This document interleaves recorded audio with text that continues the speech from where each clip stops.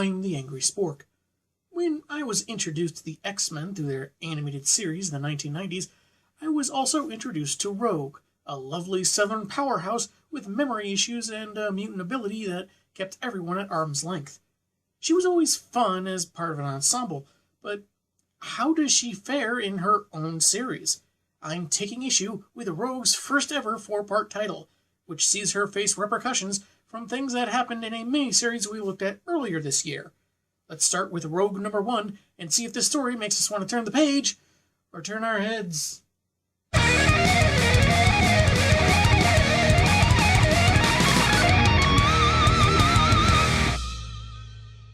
Story and art duties are shared by Howard Mackey, Mike Wieringo, and Terry Austin, with colors by Dana Morshed and Mike Thomas. The cover features the character's name in shiny foil against a red to orange gradient as she soars forward. It's a little simplistic, but also seems very positive and borderline iconic. It seems like she could be flying into battle, given her clenched fists, but her face looks much more at ease. That doesn't change on the opening splash page, though her hands are much more relaxed. Narration points out how free she feels cruising the sky, even with those 2 fighter jets on approach. Well, if you've ever wondered what the FAA would do if they ever found some superpowered people flying through the air, we now have our answer.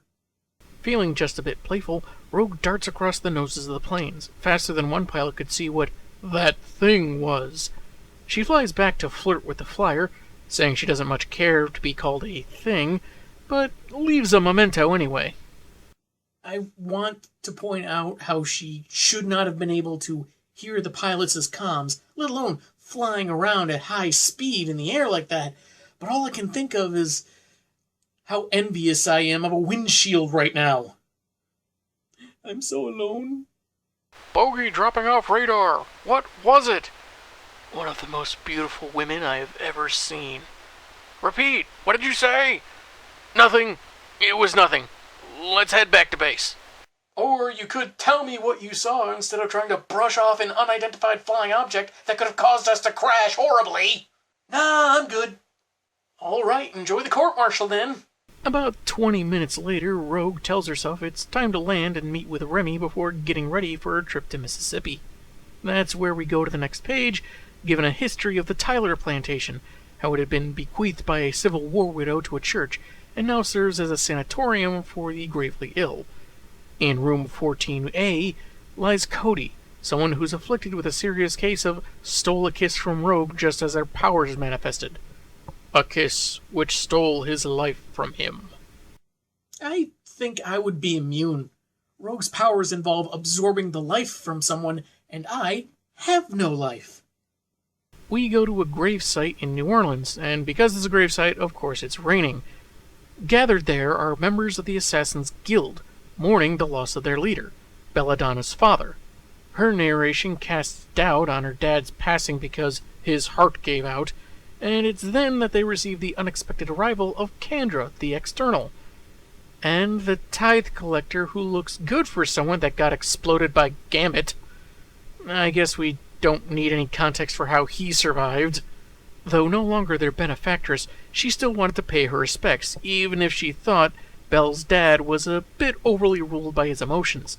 She feels now may be the best time to renegotiate old pacts, and leaves Belle, the new assassin leader, with the offer to talk later about Gambit, his mutant girlfriend, and what was taken from Bella Donna.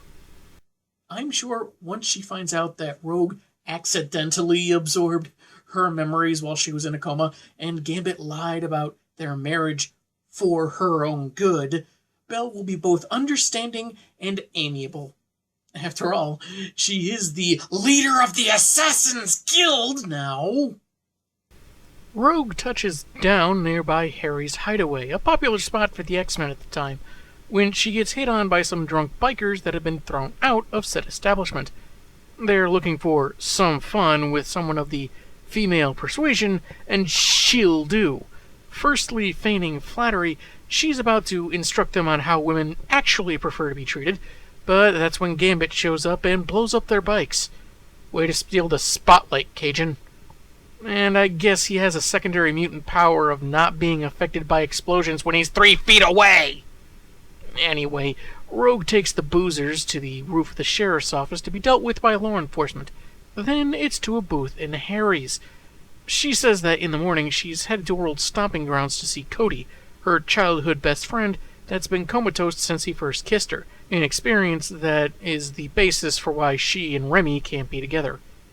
He, on the other hand, thinks that despite their pasts, the two of them could still have a future. You're still technically married, you dingus. But all that tells Rogue is that he still doesn't get it. She can't change what she is, and what happened to Cody will be with her for the rest of her life. And not wanting that to happen to anyone else forces her into solitude. Hey, something Rogue and I have in common. Though in my case, I have to be alone because my tolerance for stupidity gets thinner and thinner by the day. But hey, details. Bella Donna is going through her final test to be formally made leader of her guild, fighting a bunch of hand ninja that her people managed to capture and are told they'll be released if they kill Belle. This may raise eyebrows depending on how much you know about the hand. I don't know much, but it just seems kind of convenient that they have some famously deadly ninjas on hand for cannon fodder. Anyway, she's musing about Kandra's offer even if her dad died thinking of the external as an enemy. As she stands victorious, Donna considers that allying with Kandra might be the best for her family and herself, given that Rogue and Gambit are the reason she has huge chunks of her memory missing. Some of her lieutenants arrive, telling her that they've gathered her requested intel reports, and with teams ready for her orders, Belle tells them to proceed. It sounds ominous and threatening until you find out some of those plans were about designs for their Mardi Gras float. At the Xavier Institute, Remy apologizes to Rogue with some roses, but she's already moved past their little conversation. That should probably sting more, but ever the tenacious flirt, Gambit stops her from leaving for a kiss. On the hand. She knocks him back onto her mattress, which, kind of the visual equivalent of phrasing, I guess, blows him a kiss and takes off. Storm happens by, and after a reference to how she and Gambit met each other years before, Aurora advises him to give Rogue some breathing room, and that her journey home should be done alone. So, of course, he gives her a peck on the cheek and heads out the window, fully intending to go after Rogue. Such a wonderful listener, that one. Is he worried that he'll amount to little competition against a guy in a coma? Well, this is Gambit we're talking about, so that's a very valid concern. Rogue is walking the halls of the Tyler plantation, as she has each year since that fateful lip lock, seeking some kind of forgiveness for something neither of them could have known about. Each year, Cody's condition goes unchanged. Each year she leaves in tears, and she wonders if she'll be able to love anyone else again or let someone else close. She finds Cody's bed empty and senses something wrong, only to get confirmation when an energy blast strikes her into a wall. A man named Fifolet stands before her, glowing like he had just bathed in kryptonite, and says her friend is safe, for the time being. She lunges at him, but he can go intangible, and flying through him seems to have an unexpected weakening effect on the muscles of a typically nigh invulnerable woman. More assassins leave the shadows and attack, and she chooses not to fight back if it means keeping Cody from harm. A woman called Singer is summoned, who removes her blindfold to show a light construct of Bella Donna. So I guess she's like a human, less practical Skype. Rogue warns Belle to leave Cody out of this, that the assassin's fight is with her, but Donna don't care, what with her memories being stolen. Remy's next on the list as, "Everyone, everything you touch, will be taken away." Rogue profusely apologizes for what she did as the lights fade and the killers are gone. The sisters enter the room, aghast at the state of things, and when offering to help, Rogue warns them not to touch her. The subtext isn't exactly subtle, but I do still think it's very well done. Donna's threat is basically analogous to Rogue's powers, and her rejection of the sisters that are only looking to aid her is the same kind of arm's-length demeanor she's had to maintain because of those powers.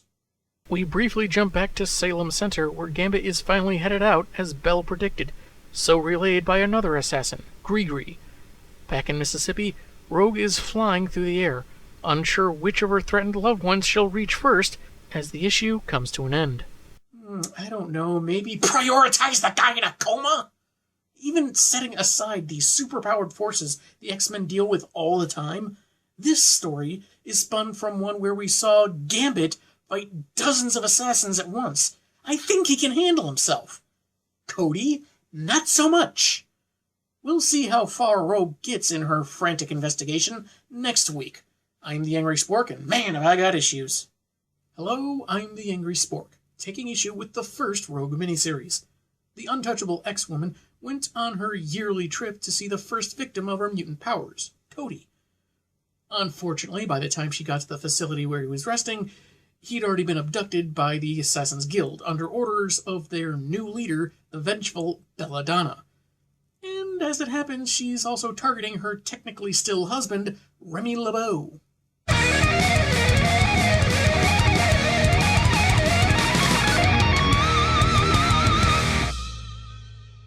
This cover sees our heroine in full X garb, surrounded by smoke and people with swords.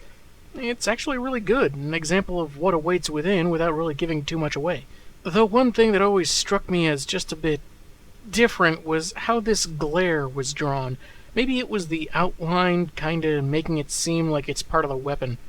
Anyway, we begin in the assassin's mansion in New Orleans, where Tante Madi, a healer from the Gambit mini, tends to Cody as best she can, but insists to Belladonna he needs a doctor's care. Which is kinda weird when you consider how boastful she was of her skills during the Gambit miniseries. She was caring for comatose Belladonna just fine, even though she admitted that she was deteriorating. Here it seems like she thinks there's something someone with a medical degree and training can do that she can't.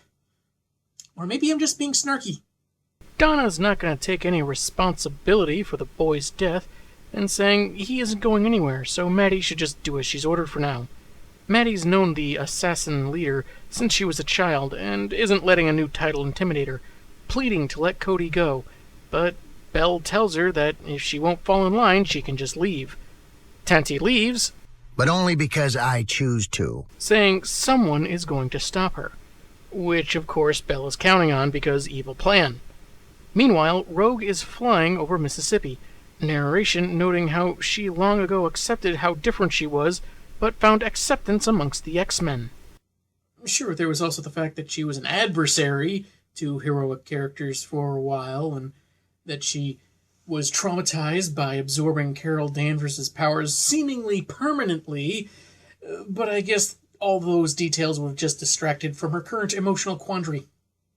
She crash lands near a stream, fatigue setting in, possibly from her fight last issue, and she finds herself torn between warning Gambit of his wife's intentions and finding Cody as soon as possible.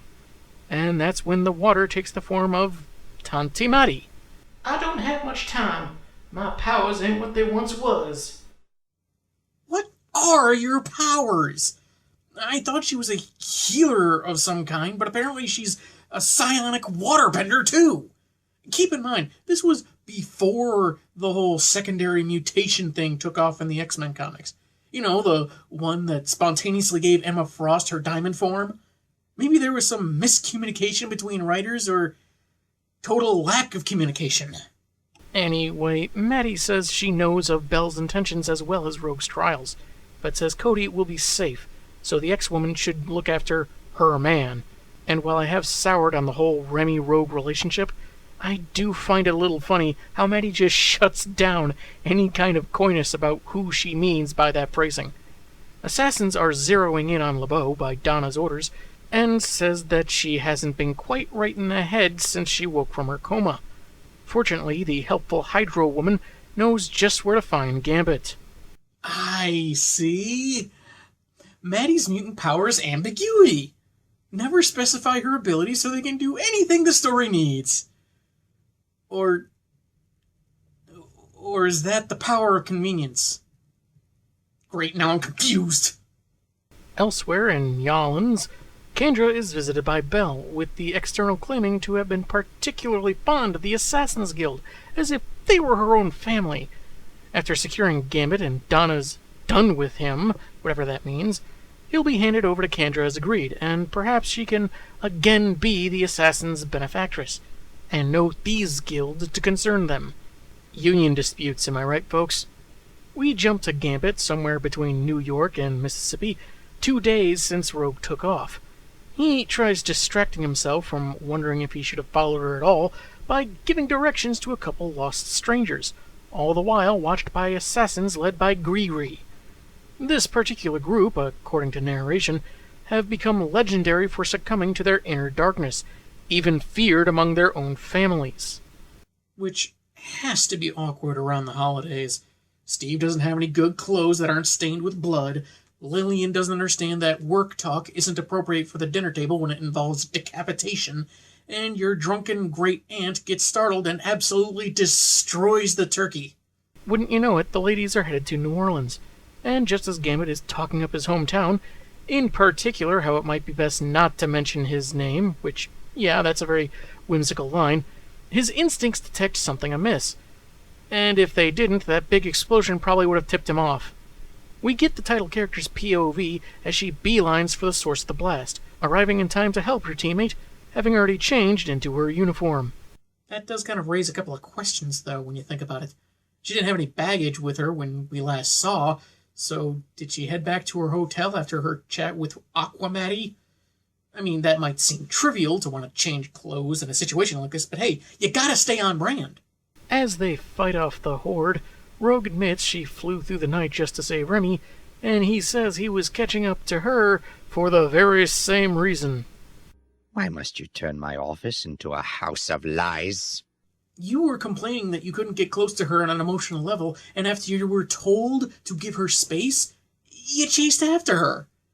You had no reason to think she was in danger. This guy's either lying or totally deluded. Between the two road-tripping bystanders, it seems the driver is overly entranced by the X-Men flirting with each other instead of, driving away when things suddenly get quiet. Gree, whom Gambit calls a voodoo man, walks up, points, and disappears through the smoke. Possibly just to scare them, according to Remy. Later in New Orleans, I guess the assassins have a teleporter on staff because Gree is right there next to Bella Donna as she confronts Tanti Maddie about helping her enemies, but she intends to be ready for when Rogue arrives. She may not have been an evil leader for very long, but you gotta admit, Belle's got the cliches aced. The X-pair have made themselves a campfire, and while LeBeau is being his idea of charming, Rogue just wants to be held. She was worried about being too late to save him, saying that Belle has Cody and threatened them both. She wants Gambit to promise not to join her in New Orleans, as this is about her no longer running from her past, but he does not make that promise. Hours later, he wakes up alone, with Rogue either just taking off, but with the coloring maybe he's imagining her having flown off while he slept, like it's a memory? I don't know, but after the cliched, "I'm a thief, but you done stole my heart," he prepares to go back on that promise he never actually made. Soon enough, Rogue is already in the French Quarter, musing about never wanting to hurt anyone with her powers, but despite her best efforts, still managing to. She's taken out of her own head by an explosion right in front of her face, because I guess that's how the Assassin's Guild waves you hello. She's surrounded, but figures this may be better than trying to blindly track Belle down, and the issue ends with Rogue ready and raring for a rumble. I've heard the song It's Raining Men, but this is ridiculous. Next week, we see how Rogue fares fighting Louisiana's top murderers without a teammate to fawn over her. I'm the Angry Spork, and man, have I got issues. Hello, I'm the Angry Spork, taking issue with the Rogue miniseries. Last time, the undefined abilities of one Tanti Maddie led our heroine to her not-boyfriend Gambit, who was in the middle of fighting off his wife's top assassins. As Cody's condition gets worse, Rogue takes off without Remy, and no sooner does she touch down in New Orleans is she met by more killers acting on Bella Donna's quest for revenge.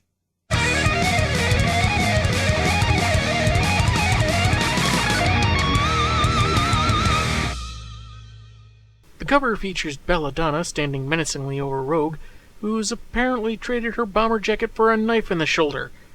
And some strange coloring choices, I must say. I've heard of pouring salt on a wound, but chocolate? We pick up where we left off, our heroine surrounded by assassins and narration reminding us of the story so far. She coaxes them to make the first move, knowing they want her to lash out like back in Cody's hospital room. But between what Gambit has told of her of the Guild, empowered by Kandra, as well as her danger room training, she's going to play it smart. The killers eventually attack, and she fights them off handily, talking smack to them within her monologue. Are you afraid of hurting their feelings with too much snark? I get wanting to be polite, but they are trying to kill you. She goes on, reminding herself how Wolverine taught her that fighting a group has its advantages, how they tend to get in each other's way and become overconfident by their sheer numbers. They don't act like a team, as the X-Men do. Which gives me pause at first. Both Assassins and Thieves guilds have been portrayed as being loyal to their respective groups, not unlike a family. We've seen them work together to fight a common opponent, and yet you'd think these guys would have learned to be more cohesive in something like this situation. But since they are assassins, involving the quick execution of their targets, teamwork probably wasn't much of a priority in their training. Still, though overwhelming in number, Rogue intends to fight as long as necessary to rescue Cody, and keep Belle from threatening him or Gambit ever again, while also hoping the Cajun keeps his word and didn't follow her. That's when we jump to him about 12 miles outside New Orleans on his motorcycle, because, he never actually made that promise to let Rogue go at it solo. He sees someone on the side of the road and accurately assumes it's someone waiting for him. It's his cousin Lepon, warning that entering the city will make him a dead man. Not from the Thieves Guild, who already consider him such, but the assassins that know he's on the way. Since the two have helped each other out so much as kids, Lepon says that if Remy turns back now, he'll be fine. But with Rogue in the French Quarter on the way to Belle, Gambit motors onward. It doesn't really feel like Lepon really told him anything he doesn't already know. Assassin's already tried to punch his ticket at the gas station, and from his own miniseries, he knows going back to his hometown is asking for trouble, even without Rogue's involvement. However, even in comics, action scenes do sometimes need a calm, quiet break, and this serves that purpose very well. And it wouldn't really make much sense if Gambit just popped up in New Orleans too soon without showing his travels just a little bit. And it's his arrival that Bella Donna is counting on, hoping the self-professed ladies' man arrives at her mansion before Rogue. Both she and Kandra feel certain the empowered assassins can slow the latter down long enough for their plans to work out as they want. We want them all here, nice and neat-like. Be having ourselves a regular party soon enough. And once they feel the embarrassment of not having brought a dish, I'll finally have my revenge. Okay, I may not have fully recovered from my coma yet. Rogue is still contending with Donna's minions, who just keep going, and she's more anxious to settle things with their boss. She says time's a-flying, but it seems like she forgot she can fly too, at any time. Though I don't think she has Belle's address on hand, but her trademark jacket is paying the price! Anyway, Gambit stops in the warehouse district, noticing things are quiet. Too quiet. Which is actually an appropriate line if the Big Easy is as typically boisterous as pop culture would have me believe. He pulls out a cigarette, thinking he may need to ask around for info on Belle, when Fifolet materializes behind him, either to abduct him or let him know this is a non-smoking area. And I guess throwing goons around paid off, because now Rogue is at Belle's mansion, however she figured out where it is. And she also knows that it's quiet. Too quiet. Well, I guess that cinches that she and Gambit are made for each other. Some couples wear matching clothes, others share similar interests. These two use identical cliches. She's still too good for him, though. Grigri emerges from the shadows and gives her Remy's glove and Cody's ID bracelet as signs of the stakes at play.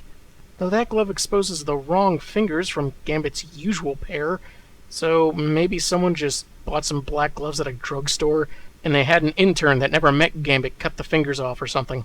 She knocks him into a wall, demanding to know their whereabouts beyond with Bella Donna, but gets powder in her face instead. As Fifolet joins in, It turns out that was some kind of fear-inducing drug, as Rogue reels back, seeing the features of her foes begin to distort. Well, I know a certain guild whose deep pockets are going to be cleaned out after a lawsuit from one Jonathan Crane. Fifale is unimpressed with the ex-woman, thinking he'll hurt her just like the first encounter in Issue 1, which is a declaration that snaps Rogue from her fearful fugue and knocks him back, fed up with the assassins getting in her way. Grigri attacks with a stick that looks like it came straight out of the original He-Man cartoon, but, you know, glowing from the power from Kandra. But this doesn't reinstill fear in Rogue, who just throws him out a window. Her eyes are still on fire from the voodoo powder, legally distinct from fear gas, but she still has to find Cody and Remy, the latter of whom, she bemoans, said he wouldn't follow her. Once again, he never made that promise. He actually said he wouldn't be able to keep it because of the circumstances involving Bella Donna. She's so quick to forget their conversation at the bar, she forgets he never officially promised to keep his distance. I know Rogue has problems with her memory around this time, but I didn't think they were this bad. Though it might explain why she'd entertain a romance with LeBeau. As she wanders the mansion, a wild Gambit suddenly appears. He uses self-congratulatory boastfulness and flirting. It's ineffective. I mean, the fact that those are full gloves that don't expose any of his fingers is a dead giveaway. The shapeshifter then tries morphing into Cody, and then Carol Danvers as Miss Marvel, because they've apparently read up on Rogue's past. Curse you, Marvel Wiki! The Metamorph tries messing with Rogue's head further, attacking in a weird combo of all three previous forms, and noting how she hurts those close to her. But the X-Man isn't having it, knocking her enemy out in as her powers deactivate, revealing Questa, whom we briefly have seen at Bella Donna's side previously. And Kandra is standing right there, I guess to remind us she's the benefactress, and explain she taps into people's mutagenic potential that gives them powers overnight. And for some reason, Questa was supposed to be the best out of the assassin bunch.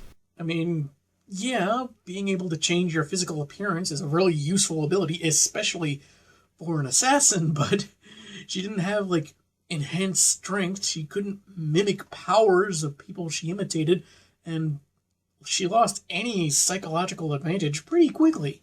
Meanwhile, you've got other guild members that are more effective with their powers, shooting lasers and enhancing their weapons and so forth. But no, it's Discount Mystique that was supposed to be the best. Especially when she couldn't even get Gambit's gloves right. Kandra opens a door, and in a scene so shocking it makes Rogue utter the name of that little monk dude from Shaolin Showdown. Yeah, even he's confused by that reference. She finds Cody, Tanty Matty, and Gambit all locked in elaborate restraining devices. With Bella Donna standing in her way, apparently with energy powers of her own, the two women are ready to throw down. Until they're engulfed in pink energy. Kandra, who is telekinetic, I just forgot she used it in the Gambit mini, is sickened by how the women use their powers as a crutch, with the added irritation that it prolongs the game. So she tries the admittedly tricky tactic of nullifying their powers. Wow, a lot of contradiction here. For one thing, Belle hasn't used any superpowers until her hands started glowing. So I don't know how she's been using them as a crutch. Rogue, the argument just barely applies to her because she can't turn her powers off, and she's also used strategy and straight-up willpower. As far as prolonging the game, why is brevity suddenly so important to Kandra? She's seemingly immortal, or at least very long-lived, and dishes out superpowers willy-nilly, so why is it that she wants this settled so quickly? What were Donna's enhancements that they were supposed to be some kind of match for Rogue's training and strength? The assassin woman is, well, an assassin, so she's confident she can kill just fine without powers. After a little hand-to-hand, she pulls out a surprise knife and fulfills the cover's prophecy by stabbing Rogue in the shoulder. It is a little awkward that a non-lethal wound was preceded by boast about how effective a killer Bella Donna was, but Rogue's probably in too much pain for the first time in a long time to really consider the irony. We have one more issue to go before this blood feud is settled. How will a depowered rogue survive against a woman that's rumbled with hand ninja? What fate will befall Cody? And will Gambit remotely be found useful in the end? Find out next week. I'm the Angry Spork, and man, have I got issues. Hello, I'm the Angry Spork, taking issue with the conclusion of the Rogue miniseries. Last time, the title heroine fought through countless Assassin's Guild members on her way to Bella Donna, finding Gambit, Cody, and Tantimati all captured by the Madwoman.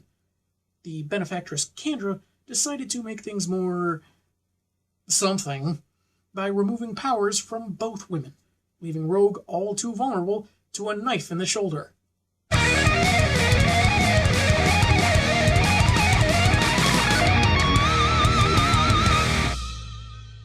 The cover is pretty simple, a white background as Cody lies in Rogue's lap while she's sobbing. Oh, I've got a good feeling about this. Happy ending, here we come! I also noticed that the colored foil they used for the title is also in effect used on Rogue's belt. Not sure why, though. But anyway, our gal is reminiscing the last time she was able to feel such sharp pain, way back before she absorbed Miss Marvel's powers, including invulnerability.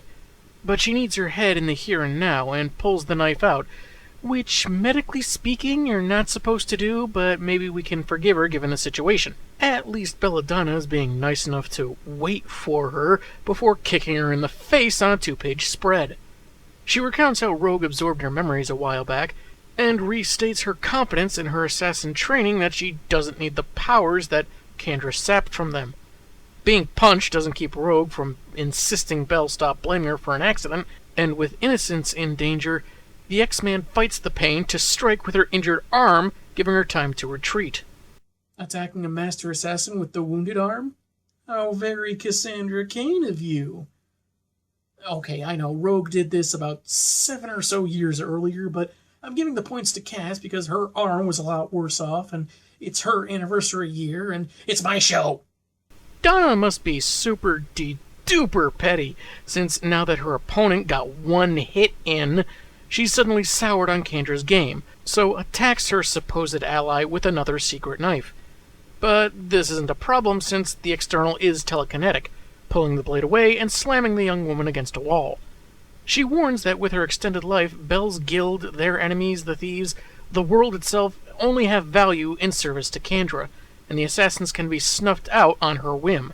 In short, best not to get on her bad side.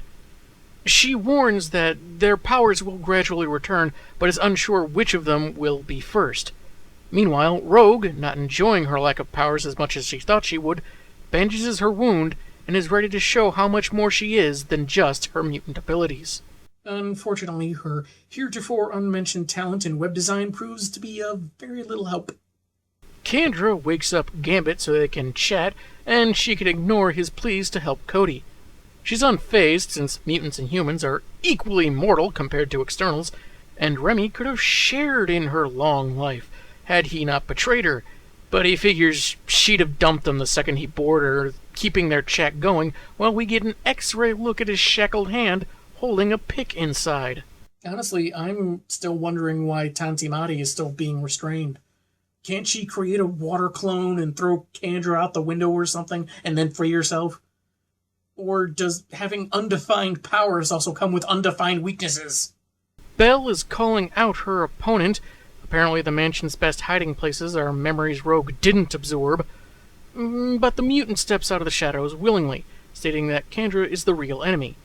Belle doesn't disagree, but she'd rather deal with her later. Rogue insists she was trying to protect Donna when the accident happened, but despite all that, she isn't going to let these plans against her loved ones bear any fruit. After the slashing of her glove with yet another hidden blade, Rogue grabs her, realizing her powers are returning, somehow, and asks if Belle wants the rest of her memories taken. The assassin says she can only remember how to hate and kill, but Rogue's powers don't work like that, and that means she made a choice to be how she is. Not taking any of the blame for that, she decisively knocks Donna out. I suppose Rogue could have tried mentioning this beforehand, like when Singer was teleconferencing them in issue 1, or when they were about to fight in issue 3, but I doubt it would have put Donna any more at ease. And at least one of those times, I'm not entirely sure Rogue was fully aware Donna had any gaps in her memory to begin with. LeBeau's sweet talk isn't getting him anywhere with Kendra, and Maddie seems real certain Cody is hanging on by a thread. Having freed both his hands, must be one of those devices that unlocks both if you unlock one, he grabs the external, which really doesn't work. Remy is pulled out of the restraining device completely, saying his old, let's just say acquaintance, is so bored with her long life that she abandoned her soul to coldly treat people like pawns. Scoffing at the idea of Gambit speaking with some kind of noble intent, she's ready to finish him off when someone calls her from behind. At first seeing Bella Donna, it was Rogue pulling the old somehow prop up your beaten opponent in the doorway to briefly throw off the main boss trick, even though you'd think Kendra would be able to tell the two women's voices apart. In exchange for the Cajun, Kendra chooses Cody to launch out of the mansion like a missile. All this because she's got a long life, likes games, and is continually bored? Jeez, lady, get a PlayStation or an Xbox. Or both. Rogue's flight hasn't quite returned, so attempting to catch up to Cody only leaves her hanging on a ledge. Kendra decides to taunt her some more as she climbs up, teasing when she might let him go. Note the misdirected dialogue bubble pointing at Rogue when it's actually Kendra's dialogue. She caps it off by insinuating that Rogue must be enjoying this on some level, even the pain, and suggests taking her powers permanently, pulling Gambit in telekinetically, while suggesting she could feel and touch without harming others, all for the price of someone who's probably going to die real soon anyway. Rogue turns her down, her strength surging back and allowing her to break free of the TK field. Kendra wasn't expecting that and is knocked out, with the follow-up result of releasing Cody while he's still in midair. Rogue narrowly catches him, vowing never to leave him behind again, and somehow make things better with the help of Professor Xavier or Moira McTaggart, because what good are brainiacs if they can't help you resurrect your old boyfriend? Sadly, according to Maddie, Cody's time is about up, and Rogue needs to let go. But with her powers, Maddie can give them both closure. Rogue accepts the offer, with the older woman grabbing the left side of her face, barehanded. Okay, so we've got healing, we've got long-distance manipulation of and communication through water, and immune to Rogue's absorption powers. Any other random abilities this lady has we should know about? Oh, right. She conveniently knew where Gambit was, so let's add mutant tracking while we're at it. The X-Man finds herself on a floating chunk of land, told by the astral projection of a childlike Cody that it's their special place down by the river. When you're living in a van down by the river! And what's weirder than this astral projection, Cody as a child, or the sudden Saturday Night Live reference? The fact that the guy calls her by her code name and not, her real name. I mean, maybe the explanation's just really mundane, like, at the time, no one at Marvel had really considered what Rogue's given name was going to be. But it's still weird that Cody calls her that. Equally weird is that she's been going back to the same childhood town every year since that kiss, which is maybe between 8 and 10 years or so, and hasn't encountered anyone else that might recognize her? She apologizes for what happened so many years ago, but Cody says it was no one's fault and she should leave the past in the past, instead of blaming herself for something they couldn't change. Well, someone has not been told about the prolific use of time travel within the superhero world. He has no regrets because this is where he was happiest.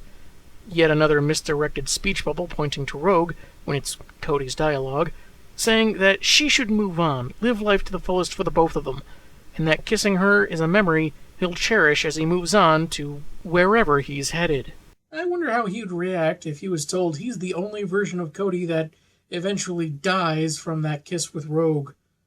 In the first X-Men movie, X-Men Evolution, the 90s animated series, all those versions of Cody only get hospitalized for anywhere between a couple of days and a couple of weeks. But in either case, absorption powers or no, there are still people who would kill to make out with Rogue. Please ask me to kill for you. No, homie. In a flash of light, we return to the material plane and Cody has passed away. Thanking him with a kiss, Rogue says he was the best thing to ever happen to her, as the story comes to an end. And that was Rogue's first miniseries. It does get rather eyebrow-raising in the second half, particularly in the fourth issue, but overall I found it very enjoyable. Though it is kind of a follow-up from the Gambit miniseries, it does more or less work just as well as its own story. After all, Gambit's story made multiple references to events before its publication, and it's not much worse here, though we do have a believable reason to bring Bella Donna back into the fray and give focus on Rogue as a person. She'd been defined so often as a character haunted by a childhood accident, and here we see her step up and show what she can do on her own. We don't see too much of her skills without her powers, but how cool and collected she is in combat situations acts as a good foundation for her taking on a leadership role in the X-Men years later. I did think it was odd that for all of Belle's boasting of her skills as a killer, after fighting the Hand, she went down in 3 non-consecutive punches, 2 of which were from Rogue's injured arm, though she seemed to sense that her powers were returning, so you could attribute some of that to her super strength, especially that last punch. I thought Bella Donna's motivations were pretty good, but I think maybe it would have been more poignant for the story if she never revealed, not to characters, especially not to the reader, why she was after Rogue. At least not until maybe their fight in issue 4, or at the very earliest, the end of issue 3. Make it seem as if just the absorption itself was the reason she was out for revenge, then the bombshell that Belle's been suffering from gaps in her memory this whole time. I think it would have emphasized Rogue's assertion that her rival was working on misplaced anger, and that maybe Rogue was blaming herself more than she should have for what happened. Much like how Gambit's story had a dark and gritty feel to both the narrative and the graphic style, the art in this story fits the character's more upbeat and bright tone, something I've associated with Rogue at the time. Even with the restrictions her powers mandate, she still could have a bit of fun now and then. There were noticeable errors, speech bubbles going to the wrong person, a coloring goof here or there, but it's otherwise solid. I know blood can dry to a brownish color, but I've mostly seen it dry black. And this is supposed to be fresh blood anyway. The story itself also had its hiccups, like the confusion about Gambit promising something when he technically didn't, the peculiar variety of Tante Maddie's powers, and, I looked up her name on Google Translate, and it seems that Tante is just aunt, so she's Aunt Maddie. And you want to specify French because it'll automatically go to Italian, which is something a lot less flattering. There were other smaller details, like Donna wanting a piece of Remy before Kandra got him, which never got followed up on. But then a lot wasn't followed up on, to be honest. Why does the former but still actually technically Mrs. LeBeau have gaps in her memory, if not because of Rogue's powers? Did she call it quits on revenge after she woke up and found Cody was dead already? I heard in a song that every Southern Belle is a Mississippi queen. Down to Mississippi, down to New Orleans. And since Rogue is a Southern Belle from Mississippi, I think she outranks Bella Donna. Did Kandra just up and leave because things were boring now? Some of these things played key parts in the story and just don't get addressed. I would have thought they'd have at least commented on how Gambit just abandoned his wife, and that's why she wanted to smack him around a bit before Kandra, but they don't bring it up at all. Gambit just followed Rogue because he has the hots for her, contrasted to her joining him in his title out of genuine concern. I guess he was a necessary supporting role, but at least he wasn't made out to be the center of attention. One thing that finally sunk into me as I was doing this review is that for all the talk about Rogue's absorption powers, she never uses them. Flight, super strength, and vulnerability, yeah, those are always on the table. But the powers she was born with, we don't see her use throughout the story except in some flashbacks. Considering how much they've always weighed on her and how core they are to the central conflict, I'm wondering if maybe that was intentional, as if there were a deeper reason for her not using them. If you've ever been a fan of Rogue, I would suggest checking this out because there is some emotional payoff in the end, but there are finer story points that just go ignored, it seems. It does seem a little odd that Cody, someone who spent a good decade or so in a vegetative state, ends up dying and is okay with everything. But I guess we have confirmation, finally, that making out with Rogue, totally worth it. I'm the Angry Spork, and man, have I got issues.